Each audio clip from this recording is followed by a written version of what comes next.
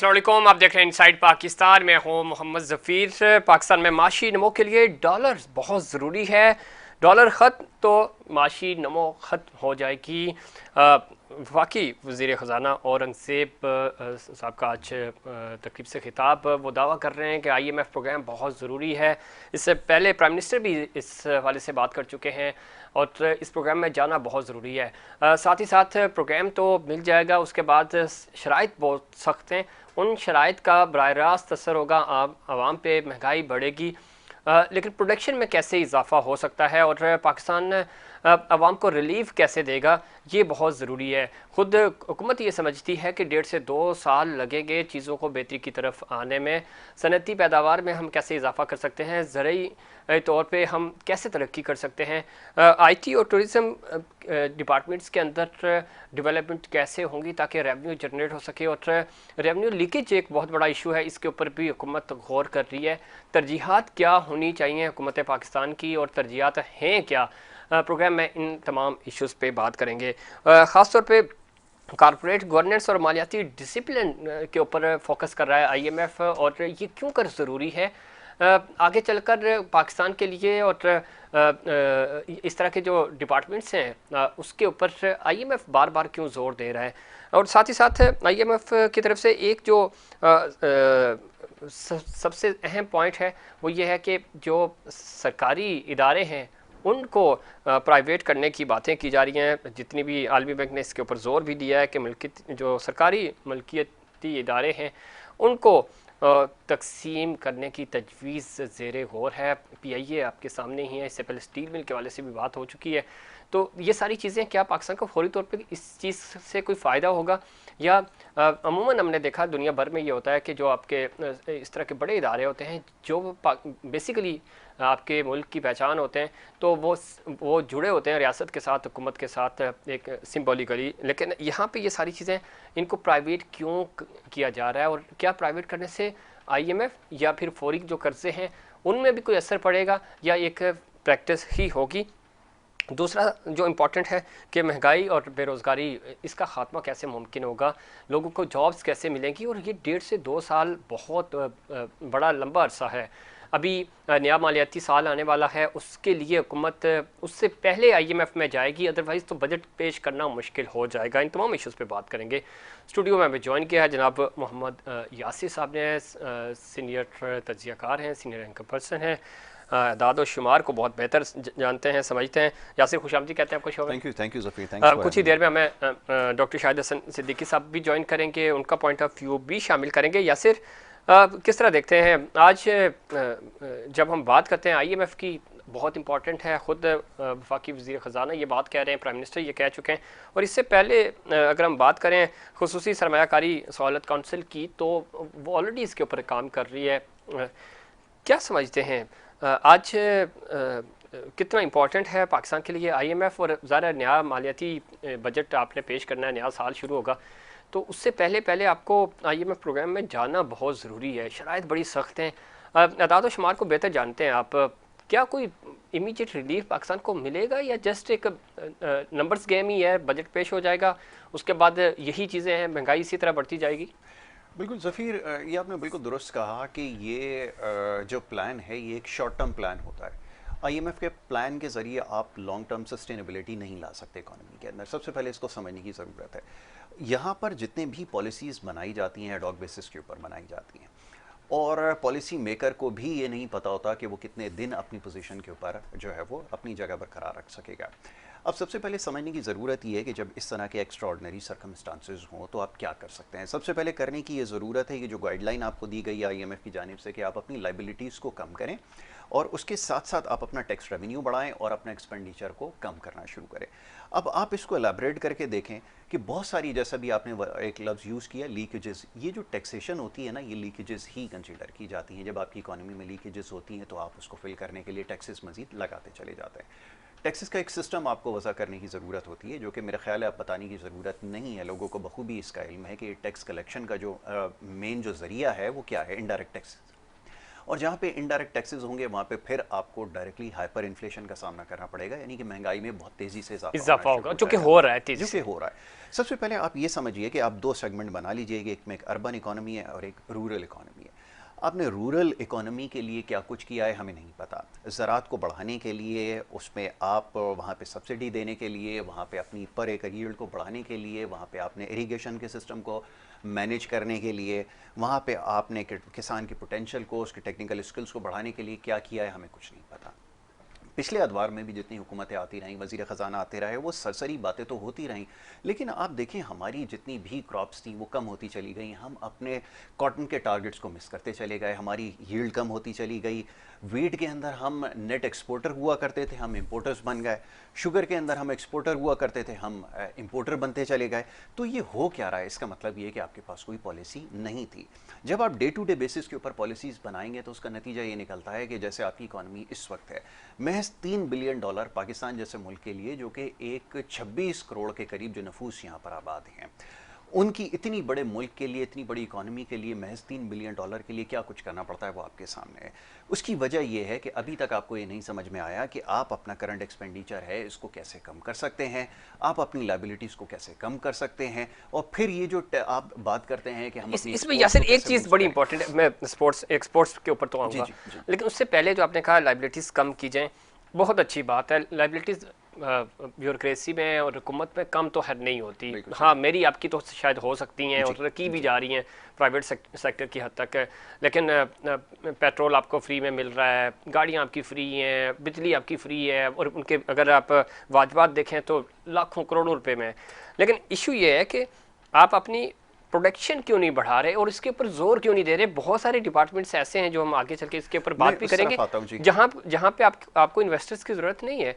आप थोड़ा सा अगर वो होता है ना कि एक मार्जिन दें, हुकूमत चूँकि जिम्मेदार है, वो थोड़ा सा रिलैक्सेशन दे डिपार्टमेंट्स को, तो आप बहुत अच्छे फंड्स इकट्ठे कर सकते हैं, बिल्कुल प्रोडक्शन कर बेहतर कर सकते सकते हैं। बिल्कुल कर सकते हैं, लेकिन सबसे पहले ज़रूरी क्या चीज़ है? सबसे पहले जो चीज़ की रिक्वायरमेंट है वो है एनर्जी। अब आप एनर्जी के अंदर जो क्राइसिस है पहले उसको सॉर्ट आउट करने की कोशिश करें।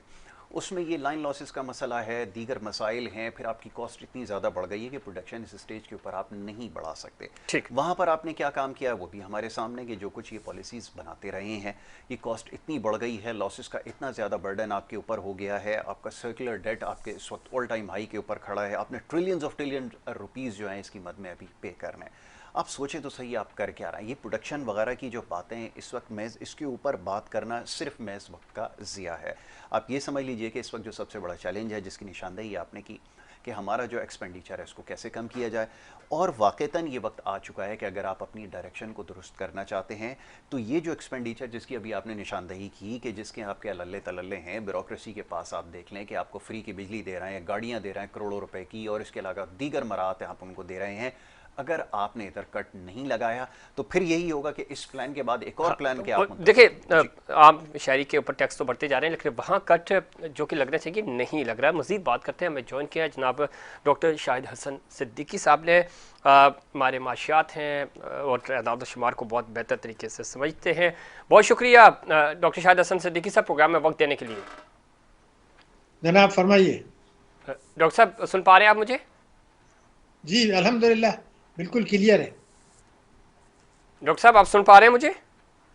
आपकी आवाज़ बिल्कुल क्लियर है मेरे पास। डॉक्टर साहब गुफ्तगू हमारी हो रही थी इस वक्त, हमारे वफाकी वज़ीर ख़जाना भी ये कह रहे हैं कि नया जो हमारा माली साल आ रहा है उससे पहले पहले हमें IMF का प्रोग्राम लेना ज़रूरी है, प्रोग्राम में जाना होगा, और साथ ही साथ वो ये कह रहे हैं कि पाकिस्तान में माशी नमो के लिए डॉलर बहुत ज़रूरी है। डॉलर अगर ख़त्म हो जाता है तो हमारी माशी नमो भी रुक जाएगी।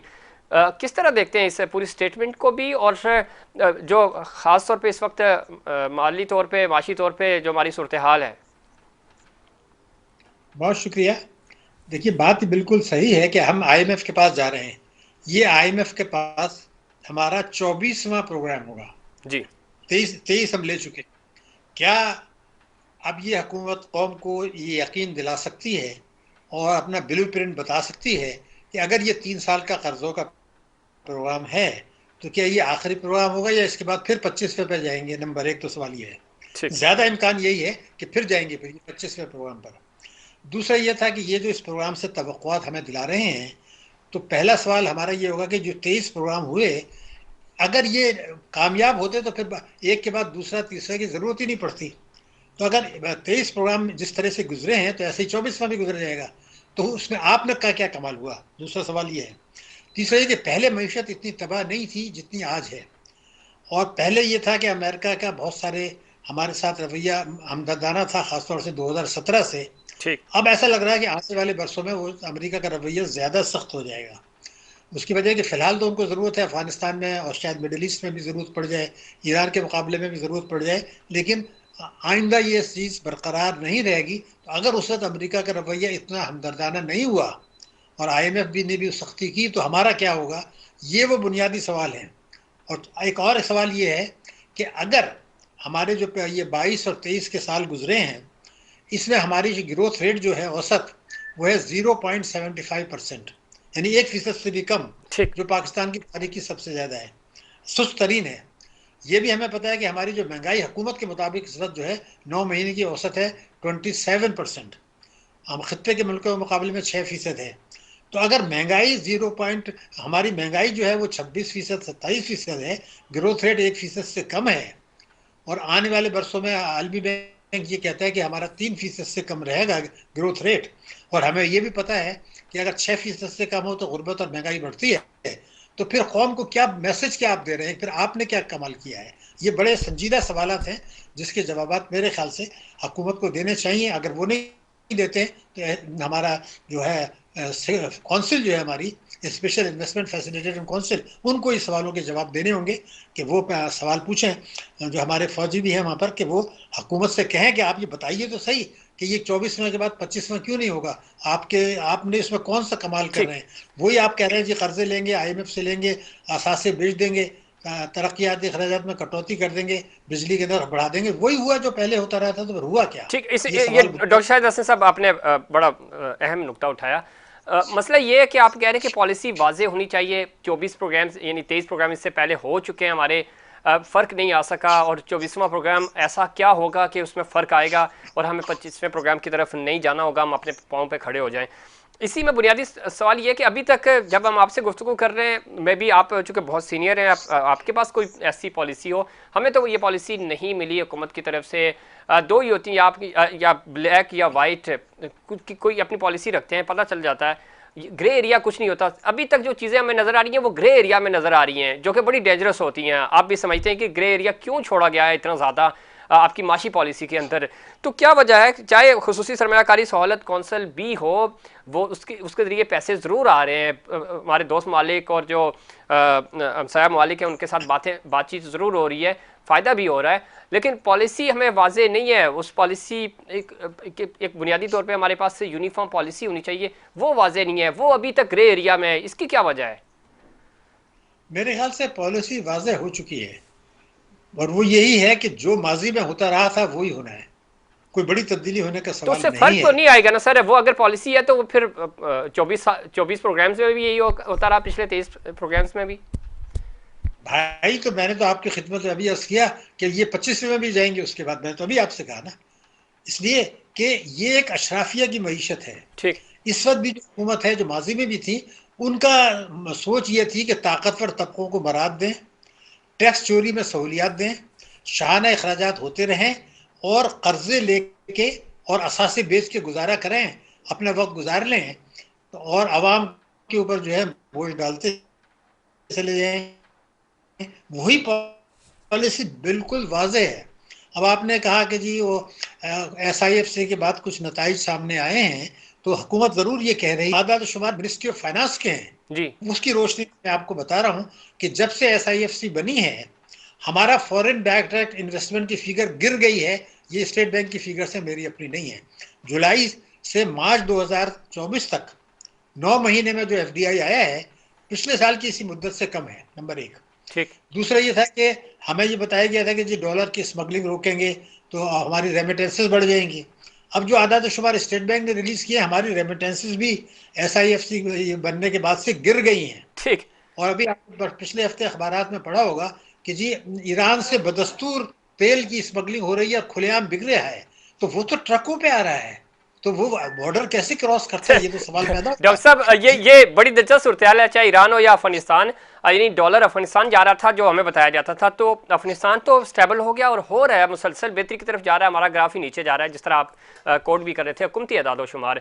ईरान से ऑयल आ रहा है और अगेन ग्रे एरिया है ना, तो आ रहा है, अदरवाइज तो वहाँ पे तो हमने देखा कि फेंसिंग हुई है, कोई रास्ता ही नहीं है कि ऑयल आ सके, लेकिन उसके बावजूद आ रहा है, तो इसका मतलब है कि कोई ग्रे एरिया तो है वहाँ पे।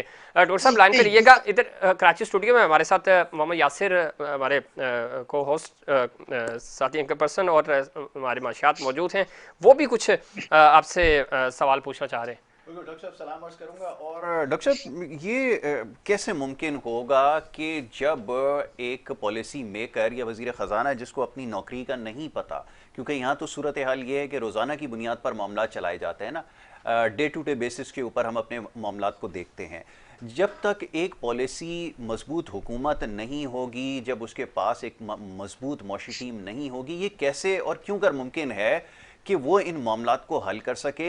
ये सवाल ये पैदा होता है, ये आखिर कैसे हो सकेगा ये सब कुछ, जिसकी अभी निशानदेही बहुत सारे ऐसे सेगमेंट्स हैं जिसकी हम निशानदेही करते आए हैं और करते रहेंगे। और आपकी बात से बिल्कुल मैं मुत्तफ़िक़ हूँ, आपने बिल्कुल दुरुस्त कहा कि माजी में भी कुछ ऐसी ही सूरत हाल रही है, ज़्यादा मुख्तलिफ नहीं है। तो सूरत हाल में बेहतरी तो तब मुमकिन होगी जब एक मजबूत हुकूमत होगी, कोई मौशी टीम होगी। यहाँ तो एक ऐसी पार्लियामेंट नज़र आ रही है जो एक हंग पार्लियामेंट है, जिसके अंदर बहुत सारे लोग हैं जिनको खुश रखना है। तो मुमकिन कैसे हो, आप सवाल ये पैदा होता है।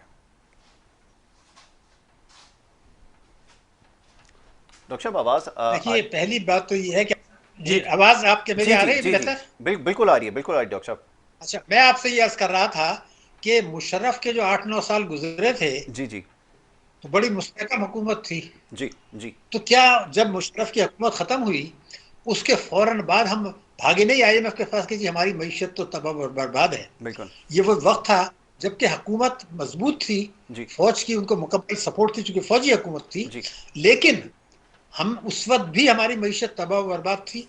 हालांकि उस वक्त पाकिस्तान की तारीख में सबसे ज्यादा तेज रफ्तारी से असासे बेचे गए थे। जी आपको याद होगा कि बिल्कुल बिल्कुल बैंकें जो बिकी हैं, बड़ी बड़ी बैंकें, यूनाइटेड बैंक बिकी, हबीब बैंक बिकी, जी PTCL बिका। जी ये इतने पैसे जो आपने बेचे उसके, और बाहर से चूंकि आपने वॉर एंड टेरर शुरू की थी 9/11 के बाद, तो अमेरिका से भी इमदाद मिली उसके बाद, और मईशत हुकूमत भी मजबूत थी। जी लेकिन चूंकि अशराफिया की मईशत थी, तो वो मईशत तबाह बर्बाद थी।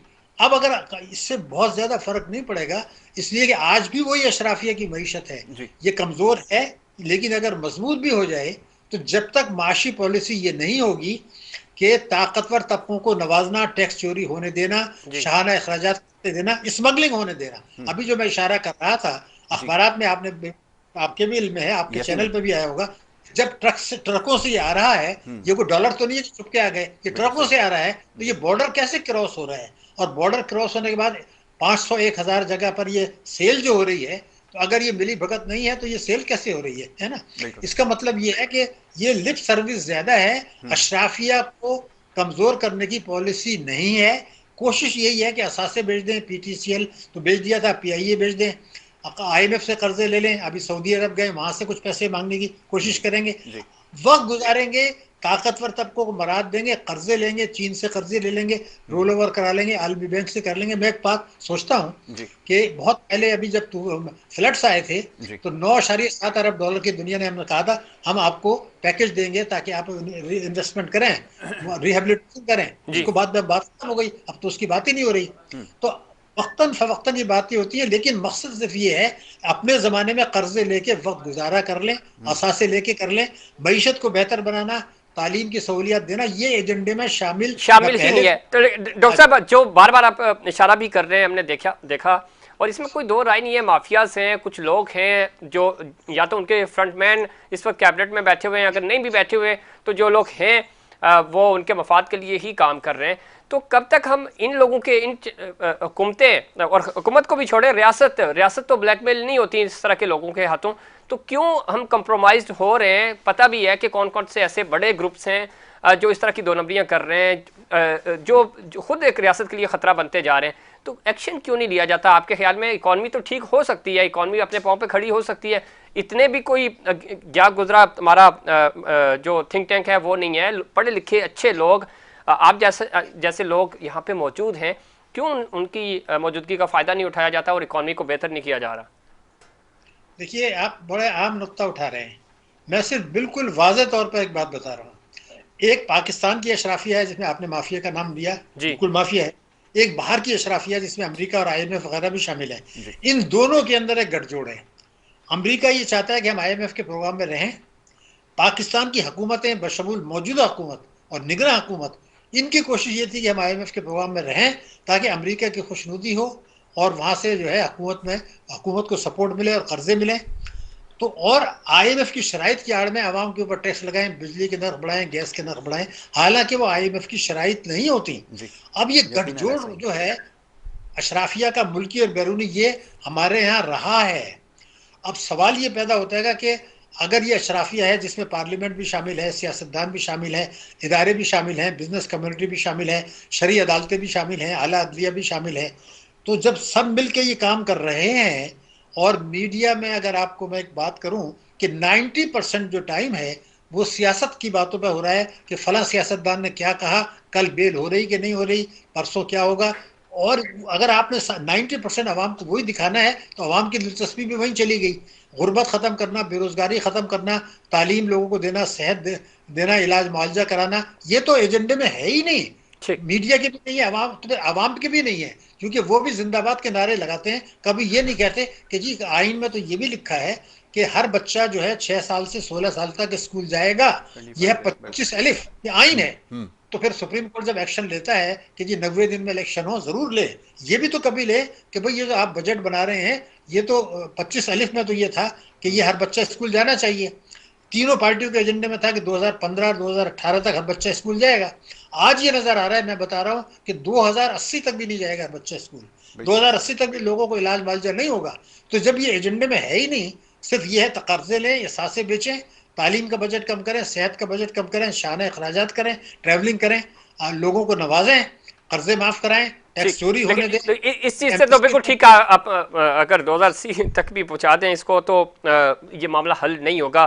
डॉक्टर साहब लाइन पे रहिएगा, वक्त हुआ ब्रेक का, ब्रेक से वापस आएंगे तो इसके ऊपर बात करेंगे कि इन्हीं ऑप्शंस के साथ जो ऑप्शंस हमारे पास मौजूद हैं, बेहतरी कैसे आएगी, पॉलिसीज बेहतर कैसे बनाई जा सकती हैं, हुकूमत को क्या क्या इकदाम लेने चाहिए जिससे इसी सेटअप में रहते हुए कोई बेहतरी भी हो सके ताकि पाकिस्तान के अवाम को कोई रिलीफ भी मिले। इस पर मज़ीद बात करेंगे, लेकिन उससे पहले कमर्शियल ब्रेक।